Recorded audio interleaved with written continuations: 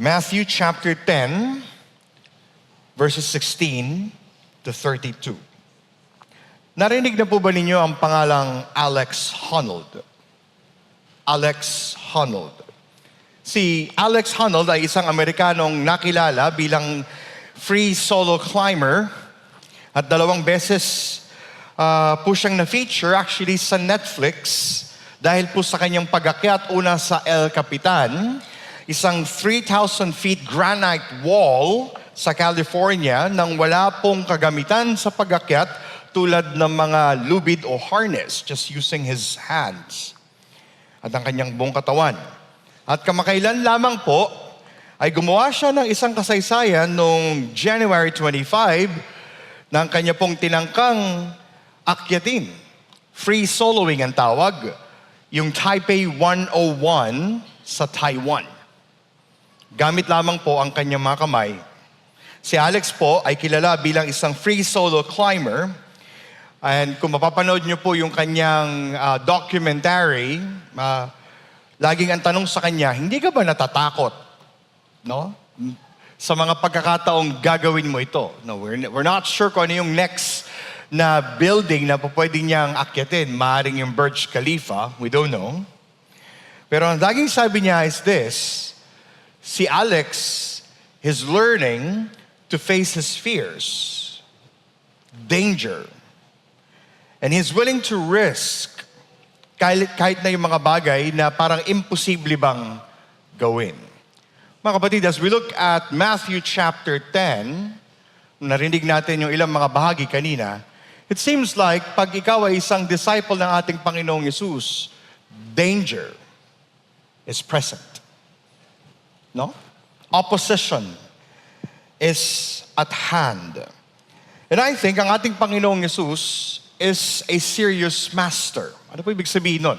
Kapag ang isang person decides to follow Jesus Christ, wala pong patumpik-tumpik ang ating Panginoon in the Gospels. He's right to tell you what's ahead.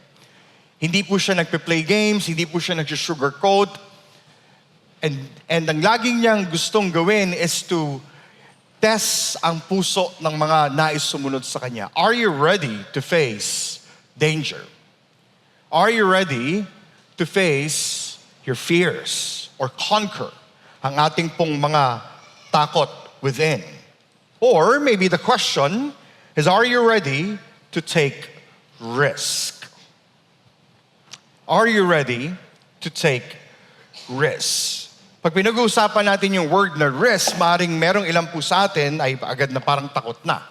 No? Kasi meron ilang mga temptations within our minds and ang ating mga puso. Maaaring ang tanong is, teka, kakayanin ko ba yan? No? Hanggang saan ang pwede kong magawa so that I can experience itong mga bagay na gustong ipagawa sa atin ng Panginoong Jesus. Or maaaring ang iba sa atin ay yung parang, diba, Kristyano tayo pero gusto lang natin chillax. Ano yung chillax? Chill lang, tapos relax. Diba? Parang, okay lang, basta Kristiyano ako, pupunta ako ng heaven, pero yun lang. Pero mga kapatid, that's not what we see in Matthew chapter 10. We are called and we are made to take risks. Bakit? Dahil ang ating Panginoong Yesus, following Jesus is worth the risk. Following Jesus is worth the risk. Ano man pong merong takot sa inyo sa loob ng ating mga puso in following Jesus, as we look at Matthew 10, I think piniprepare po tayo ng ating Panginoong Yesus for what is ahead. Piniprepare niya din ang ating mga puso so that we may embrace what the danger is coming.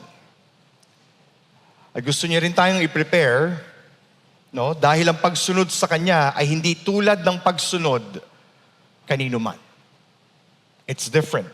Pero, it's worth it. It's worth it. Dalawang bagay ang makikita natin in verses 16 to 33. We need to expect danger and we need to be fearless. Kung nais natin talagang tunay na sumunod kay Kristo, we need to expect danger and we need to be fearless. We need to be fearless.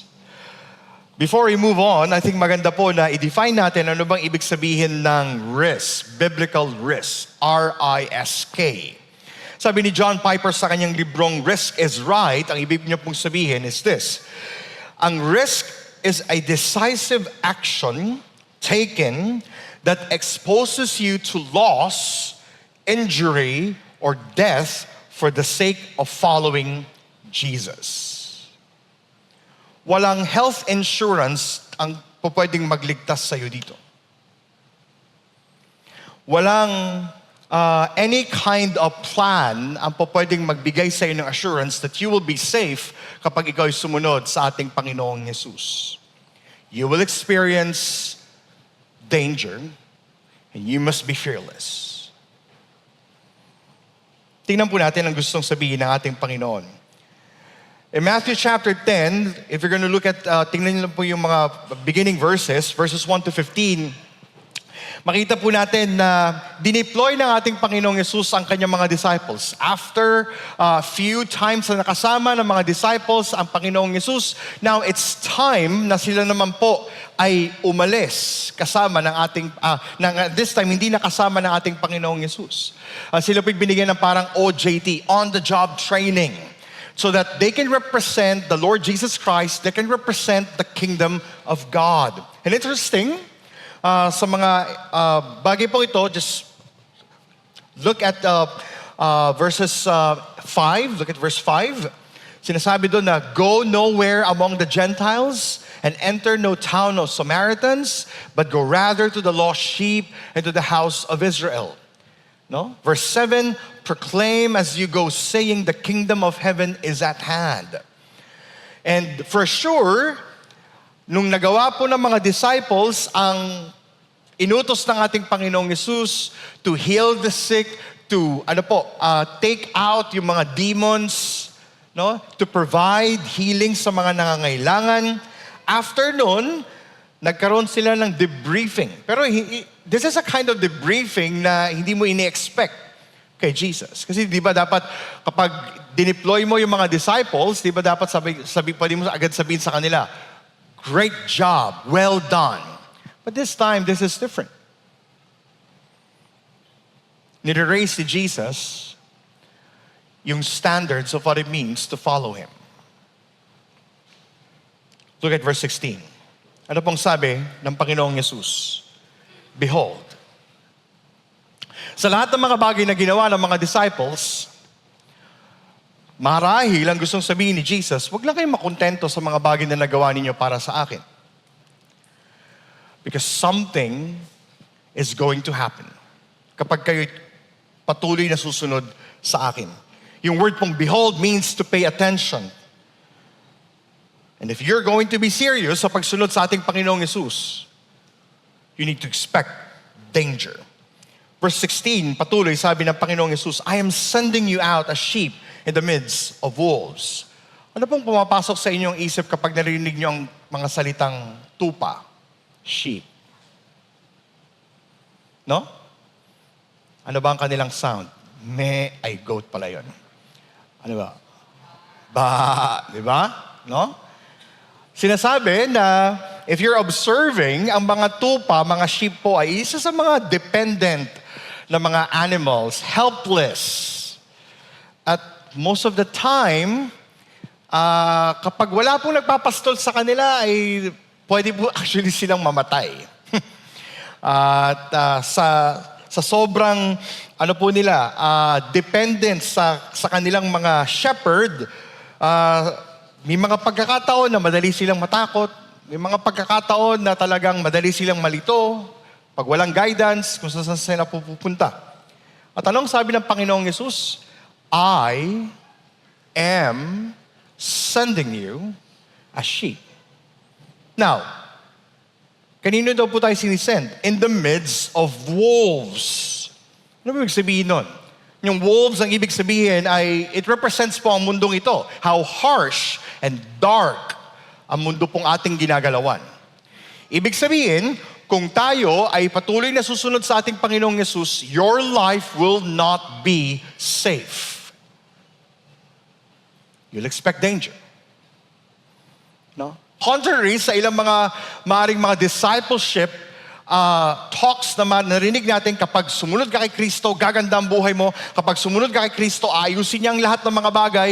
Pag sumunod ka kay Kristo, lalago ang lahat ng mga negosyo mo and all these things. Magkakaroon ka ng magandang buhay, pamilya. Magkakaroon ka ng boyfriend, girlfriend. Diba? Magkakaroon ka ng magandang asawa.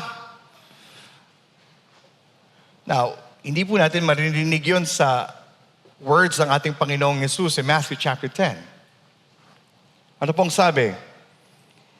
I'm sending you out as sheep in the midst of wolves, so be wise as serpents and innocent as doves. As if like ang ating Panginoong Jesus is giving like a proverb.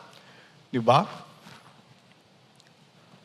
Ang mga disciples ng ating Panginoong Jesus are helpless, dependent sa Diyos, pero kahit na gano'n na kanilang sitwasyon, hindi sila safe because they are in the midst of wolves, a dangerous world. Therefore, sabi sa verse 16, be wise as serpents. Kasi ang mga ahas, madali po yung kanilang instinct to understand where danger is and where the enemy is. At innocent as doves, di ba minsan nakita niyo mga kalapate? Ganun ng ganun. Di ba? Have you observed that? Ibig sabihin, they look like innocent, but they're observing. They're discerning. Na kahit tayo po yung mga tupa, we need to be as wise as serpents and innocent as doves. We need to understand where danger is. 17 and 18, tingnan niyo po yung mga verses. Sabi ng Panginoon in verse 16, behold. Verse 17, ano po yung sumunod na salita niya? Beware. Beware of what? Men. Sila po yung mga wolves. Beware of men who will deliver and drag you sa mga authorities. Ibig sabihin, ang mga lalaki po ito ay mga wolves na naninira ng aapi.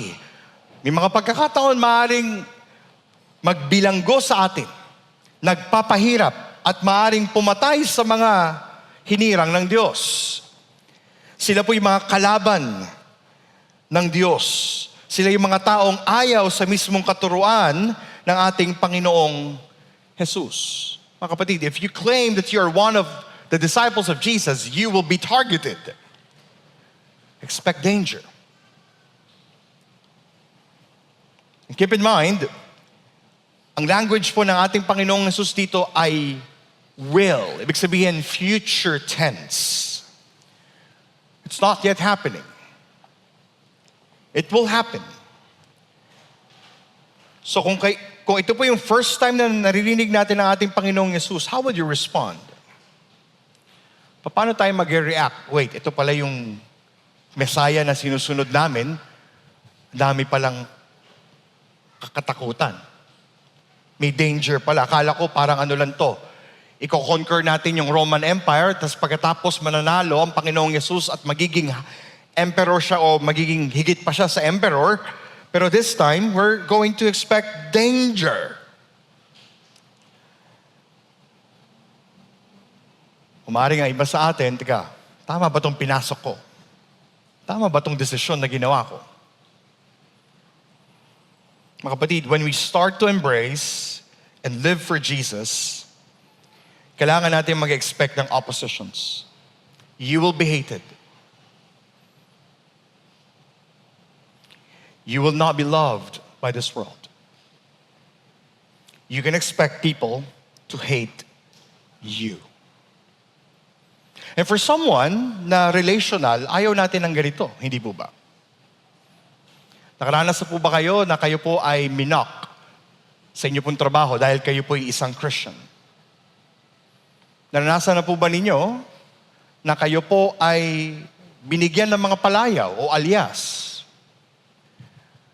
Dahil all of a sudden, dati kayo'y kasama nila sa inuman, dati kasama po kayo sa lahat ng mga gang-gang bayan, at ngayon biglang nagbago. The next question is, will you be ready to face opposition? Sabi ng ating Panginoong Jesus, beware. The question is, will you be ready for this? Even to the point that you will lose some of your friends because they are wolves. Sila po yung mga lobo, that they are against the very heart of God.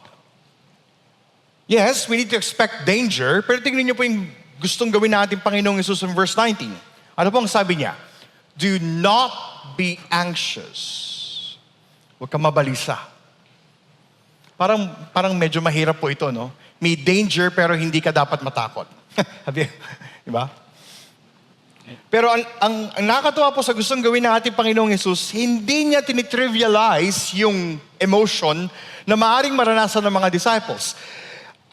Piniprepare niya actually mga disciples na kapag dumating yung pagkakataon that you will be persecuted, you will be hated, you will not be loved by people, huwag kayong matakot. Ibig sabihin, fear is going to be present, pero someone is going to help you. Look at verse 20. Sino po daw ang tutulong? The Holy Spirit. Yes, you're going to expect danger, pero ang pangako ng ating Panginoong Hesus in verse 20, for it is not you who speak, but the Spirit of your Father speaking through you. Mga kapatid, kung tayo po ay na kay Kristo, at kung ating pong ibinigay ang ating buhay sa Kanya, Lord willing, ay hindi po tayo biglang magbaback out kapag meron pong mga opposition coming sa atin. Pero ang gustong sabihin sa atin ng ating Panginoong Hesus, dumating man ang mga pagkakataon ng opposition, persecution, that you will be hated, there's a remedy. And the remedy is the Holy Spirit. Hindi natin kailangan tumiklop. May mga pagkakataon, yes, matatakot tayo, pero hindi tayo dapat pong manatili sa takot. Pakitignan po ang inyong katabi. Mukha bang takot yan? O gutom lang? Well, that's different. Na meron mga pagkakataon, the reason why ayaw nating aminin sa ating mga for example, if you're a student, ayaw nating malaman na tayo'y Kristiyano. Kung kayo po ay currently working, you're new sa inyo pong trabaho, ayaw nating malaman nila na tayo ay Christians. Why? Because meron tayong takot. Hindi na tayo mabibilong sa kanila. Baka darating ang time, we will just be on our own. Pero dumating man ang mga pagkakataong yon, tingnan niyo po yung gustong sabihin ng Panginoong Hesus. You are not alone. Ang Holy Spirit, ang Banal na Espiritu will guide you. Ang Banal na Espiritu magbibigay ng salita so that you can stand for what is right. And we can represent ang ating Panginoong Hesus.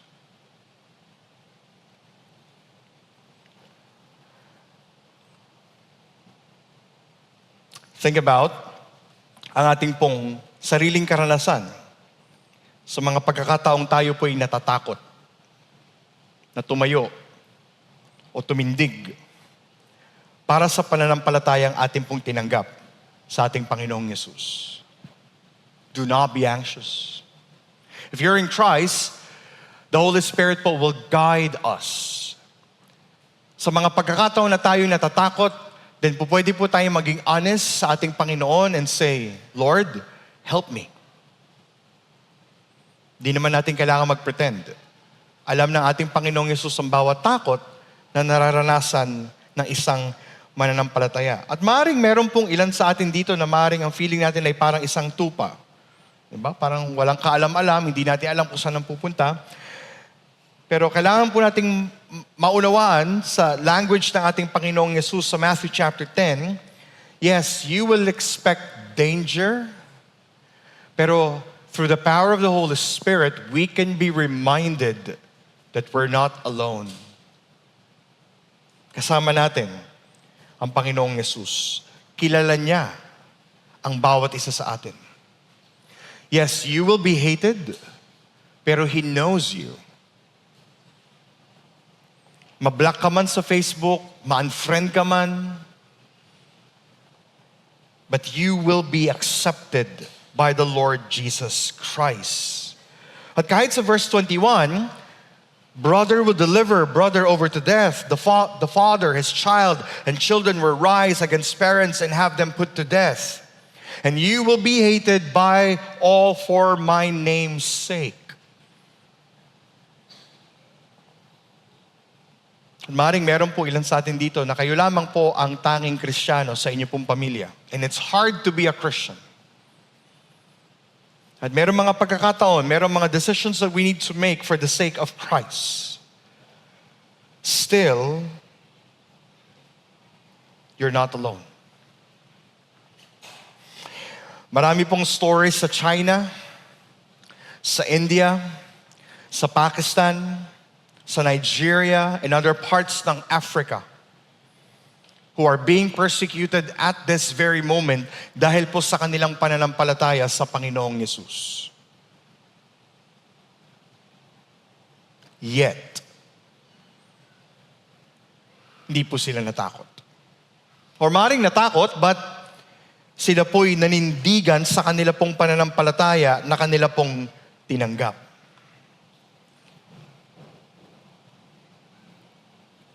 Now, hindi man po natin ma-experience yung level ng danger katulad po ng nararanasan sa mga bansang aking pong nabanggit. But in one way or another, you will expect danger. The question is, are you ready? Pakitignan po ulit ang inyong katabi. Sabihin niyo sa kanya, handa ka ba?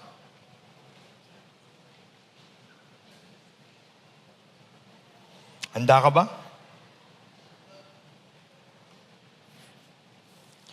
You will expect danger. You will experience, mga kapatid, persecution kapag tinayuan mo halimbawa that there are only two genders sa mundo pong ito. Not multiple genders, not fluid. You will be hated. You may lose some friends kapag nag-start kang mag-say no sa ilang mga bagay. You can be hated. You can lose a business. You can lose your job kapag tinayuan po natin yung katotohanan na dapat po nagampanan ng isang mananampalataya. Beware. But fear not. Fear not. Because the Holy Spirit is with you. At sabi ng Panginoon in verse 22, but the one who endures to the end will be saved. Hindi sinasabi ng Panginoong Yesus that you can be saved by your works. Ang gusto niyo lang pong sabihin is that if you are truly saved, you will stand till the end. If you are truly saved, kung tayo'y tunay na kay Kristo, you will experience yung anxiety, worry sa pagiging isang mananampalataya, or maybe yung danger around you, pero hindi po tayo dun mananatili. And I think binabanggit po ng Panginoong Yesus sa mga uri ng panganib na ito, hindi po para magtanim ng takot sa puso po natin, kundi para tayo'y ihanda. Ang ginagawa ng ating Panginoong Yesus sa debriefing na ito, He's actually serving yung kanyang mga disciples. Kasi if you're going to look at chapter 11, tingnan niyo po yung Bibles ninyo. Sino po yung nasa chapter 11? Si John the Baptist. He will be in prison. Ibig sabihin, bago pa man mangyari kay John the Baptist sa ang persecution, ang hatred sa kanya, inihahanda ng ating Panginoong Yesus ang kanyang mga disciples. Mga kapatid, we are being prepared. Sinasabi ng ating Panginoong Yesus ang katotohanan, hindi siya nag-sugarcoat. Hindi niya sinasabi na kapag kayo susunod sa akin, lahat magiging maayos. Maybe not. Inihahanda ng Panginoong Yesus sa kanyang mga disciples upang sila'y magtiwala sa Kanya na sa kabila ng anumang persecution, hatred, opposition na maaari nilang tanggapin. At kahit na sa mga moments na tayo'y kinukutya, Dahil sa ating pananampalataya, karapat dapat pa ding sundin at sundan ang mga yapak ng ating Panginoong Jesus. Kaya ganoon na lamang sinabi ng Panginoon sa verse 24 to 25, a disciple is not above his teacher, nor a servant above his master. It is enough for the disciple to be like his teacher and the servant like his master. Ano bang gusto sabihin ng ating Panginoong Yesus? Kung yung master experience suffering, persecution, hatred, how much more ang kanya pong mga disciples? Expect danger dahil ang ating Panginoong Yesus expected danger. The question is, tayo po ba'y magpapatuloy sa Kanya?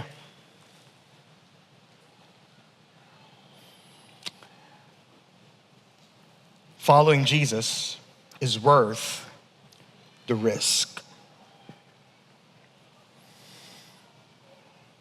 Hindi lang yun. Tingnan niyo po yung verse 26 to 33. Yes, we need to expect danger. At the same time, we must be fearless. We must be fearless. In verse 26, tingnan niyo po. Ano bang sabi ng Panginoong Yesus? From verses 26 to 31, 4 na beses pong binanggit yung word the fear. In verse 26, to have no fear of them. Again, ito po yung mga wolves. Men and women who will oppose you. In verse 28, do not fear those who will kill the body. Ibig sabihin, no, ano ba to? Figurative or literary? It could be both. Marami pong namatay dahil po sa kanilang pananampalataya sa ating Panginoong Yesus. Meron po akong naging classmate sa Simmons Trust sa Chicago, doon sa training mula po sa China. Sabi niya, it's actually funny.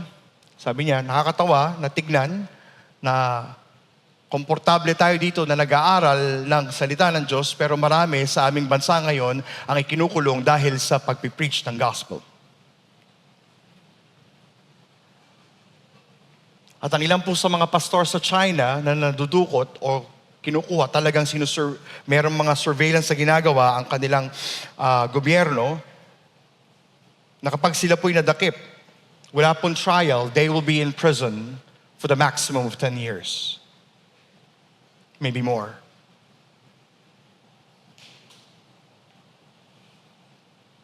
And interesting, na sinasabi ito ng ating Panginoong Yesus. So have no fear of them, verse 26, verse 28, and do not fear those who will kill the body, but cannot kill the soul. Kung sabihin, followers of Jesus, not only follow po yung examples ng ating Panginoong Yesus, but we must also be fearless. Now, whether you like it or not, you will face danger. But in Christ, ang hamon sa atin is to take risk and not fear. Why? Because persecution will come, mga kapatid. Kung hindi pa dumarating ito sa inyo, it will come. Just wait. So be fearless sa mga taong will persecute you. Be fearless sa mga taong pong will oppose you dahil sa mensaheng ating pong ipinapalaganap. Be fearless to those who will deny you. Kaya nga po magandang practice yung sinimulan po natin gospel track distribution. Yung debriefing na ginagawa natin, meron po ba kayong binigyan na hindi po tinanggap? Diba? Meron po ba kayong binigyan tapos tinapon? That's already an opposition. Pero verse 28, continuing po, rather, Fear him who can destroy both soul and body in hell. Huwag nating katakutan yung mga taong who will be against us. Huwag nating katakutan yung mga taong will hate us. Huwag nating katakutan yung mga taong will abandon us. Ang dapat po daw nating katakutan, sabi ng ating Panginoong Yesus in verse 28, is someone who can destroy both soul and body in hell. Sino po yun? Siya. Ang ating Panginoong Hesus lamang po is the only one who can destroy both soul and body in hell. So kung mas natatakot tayo sa tao, wrong fear. Mas matakot tayo sa Diyos.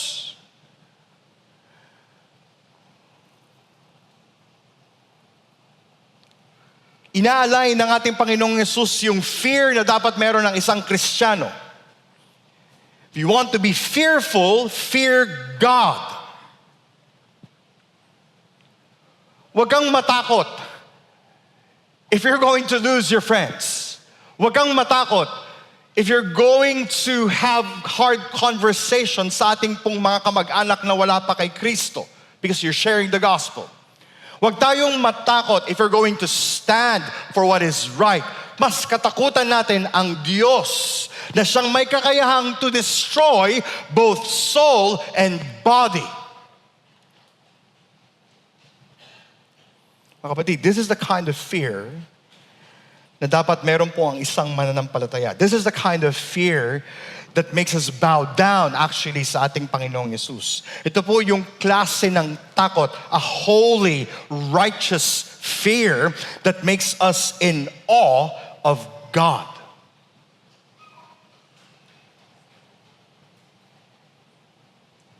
At hindi pa tapos ang ating Panginoong Yesus. Look at verse 29.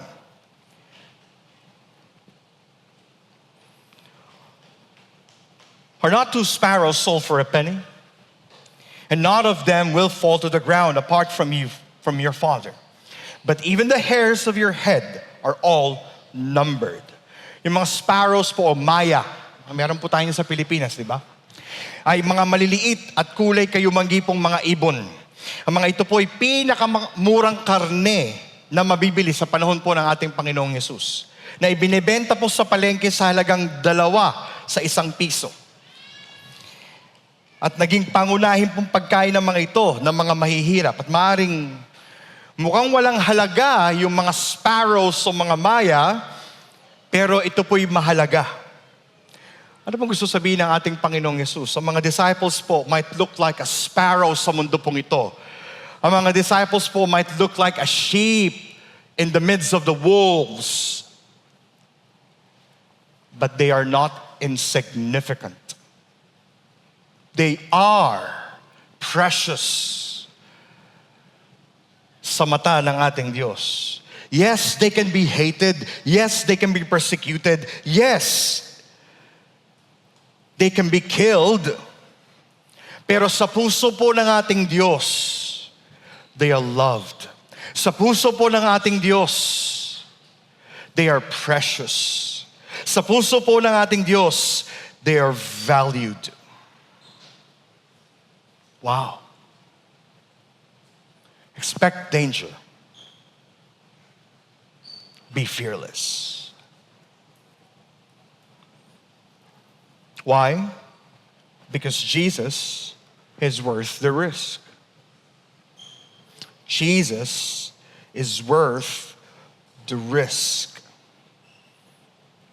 At kung hindi ka pa kumbinsido, Jesus ends in verse 32 to 33. Pakinggan po natin sa Tagalog.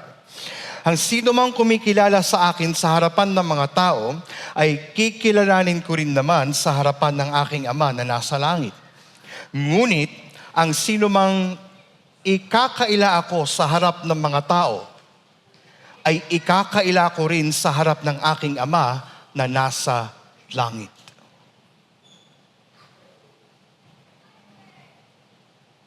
Now, nasaan po ba ang ating Panginoong Yesus ngayon? Hindi po ba na siya ay namuhay sa mundo pong ito. He lived a life na dapat po ay para sa atin. Siya po ay namatay sa krus ng Kalbaryo para po sa ating mga kasalanan. Pero hindi po siya nanatiling patay. After 3 days, siya po ay muling nabuhay. At minit niya po ang kanyang mga disciples. And there, binigay niya po yung Great Commission. And in the book of Acts, siya po ay nag-ascend sa heaven so that right now, He is seated at the right hand of God. Ibig sabihin, pakinggan po ninyo ako. Kung ating pong ikakaila ang ating pananampalataya kay Kristo, ang ating Panginoong Yesus who's reigning right now in heaven and on all earth, ay ikakaya rin po tayo. Now, tough words mula po sa ating Panginoong Yesus, but this is true. So be fearless. Katakutan natin ang dapat katakutan. Expect danger. Kasi ang ating Panginoong Yesus, nung siya po'y nasa lupa, He did not run away from danger. He faced persecution, opposition, hatred by many, to the point of death on the cross. So, fear Jesus. Ang tanong po sa atin sa gabing ito ay, kung nais po nating tunay na sumunod sa ating Panginoong Yesus, are you ready?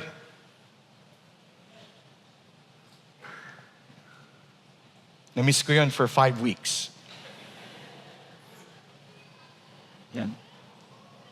Are you ready to face danger? Are you ready to be fearless? Nakakalungkot po sa ating, like for example, I think for many Christians, malaki po yung temptation na maging chillax po tayo sa ating Christian lives. Mga kapatid, yung call ng ating Panginoong Yesus sa Matthew chapter 10 is not to have a chillax Christian life.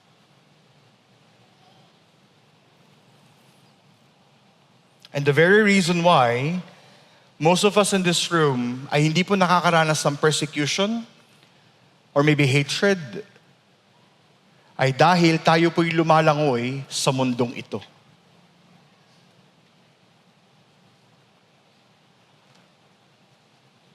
Ang kailangan po natin gawin ay kailangan pong lumangoy against the current of this world.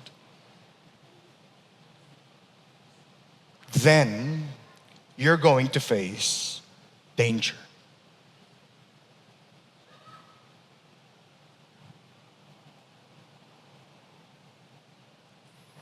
And ang prayer po natin is that kapag ating pong na-meet ang ating Panginoong Yesus, He will not deny us.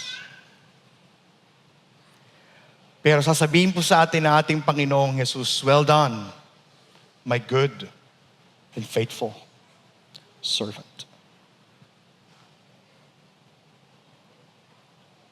May the Lord grant us the desire to turn away po sa ating mga sarili. Yung para bang i-preserve yung buhay natin. Mga kapatid, sabi ng salita ng Diyos, if you're going to preserve your life, you're going to lose it.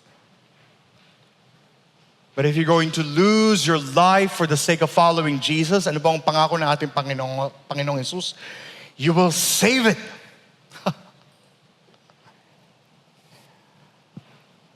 At ang mundong pong ito will always tell you to preserve your life.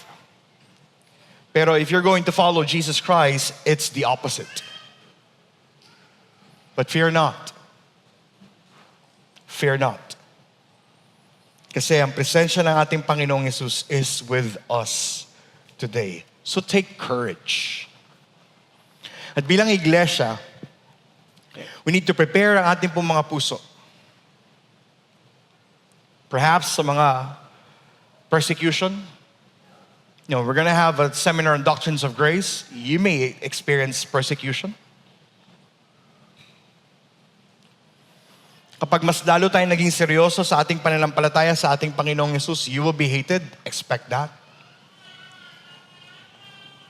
And for some of us, kagaya na sabi ko po sa inyo, you might lose some of your friends, maybe lose a job or a business. Nevertheless, Jesus is worth the risk. And with that, we give thanks. Panginoon, marami pong salamat sa iyo sa gabing ito. Salamat po sa inyong salita that prepares us not only for danger, but prepares us to be a true disciple of Jesus Christ.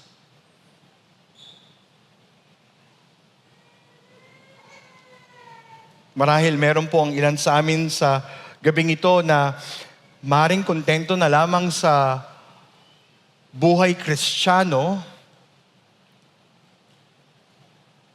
na place safe. Panginoon, gamitin mo ang iyong salita to convict us na the way for us to be more dependent sa iyo is to take seriously ang aming pong paglakad sa inyo. To take seriously ang aming pong paninindigan na ang pagiging Kristiyano ay hindi lamang po pagpunta sa langit, kundi ito rin po ay paghahanda. Kasi sabi mo, you're sending us as sheep in the midst of wolves. So Lord, gisingin mo po ang aming mga puso. Be ready when danger comes. At sa pagdating ng mga bagay pong ito, turuan mo kami na matakot sa inyo kaysa sa mga taong mag-o-oppose po sa amin, mag-persecute, or where we will be hated. But we will truly say yes to Jesus dahil ang tunay na pagsunod sa Kanya is worth the risk. Tulungan niyo po kami.